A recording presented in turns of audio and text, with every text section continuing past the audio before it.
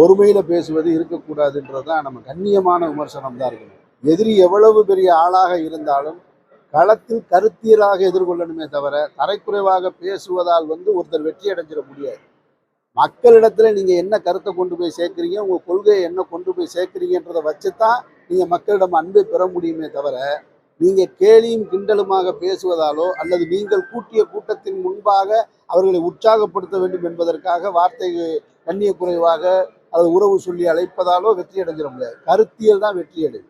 அதனால எப்பொழுதுமே நம்ம தவிர்த்துக்கிறது தான். யாராக இருந்தாலும் சரி, நான் முழுக்க முழுக்க என் உயிர் உள்ளவரை கடைசி வரைக்கும் பாசிசத்தையும் பாஜகவையும் எதிர்ப்பு நிலையில் உள்ளவன். நான் ஒரு நாளும் ஒருமையில் நான் பேசினதே கிடையாது. மரியாதைக்குரிய பிரதமர் மோடி அவர்களையும் தான் சொல்லுவேன்.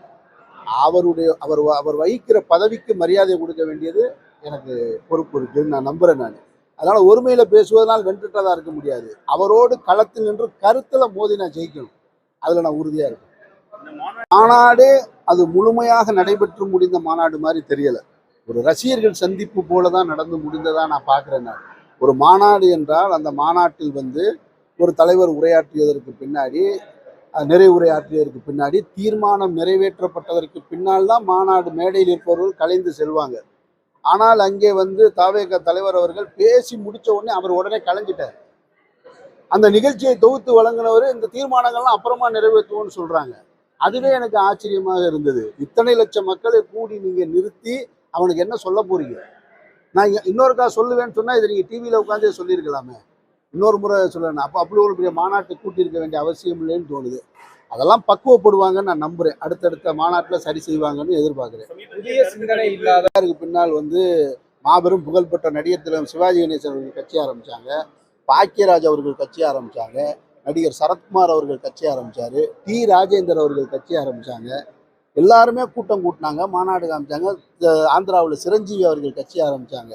யார் நின்னது அப்படின்னு சொன்னா நீங்க எடுத்து வைக்கிற கொள்கைகளும் மக்களுக்கான பணிகளும் தான் உங்களை வெற்றி கட்டுல கூட்டிட்டு போகுமே தவிர கட்சி ஆரம்பிச்சவங்கலாம் நின்னது வரலாறு கிடையாது. அப்ப நடிகர் விஜய் அவர்களுடைய கட்சியும் நிற்பதற்கான காரணத்தையும் சூழலையும் அவர் தான் உருவாக்கணும்.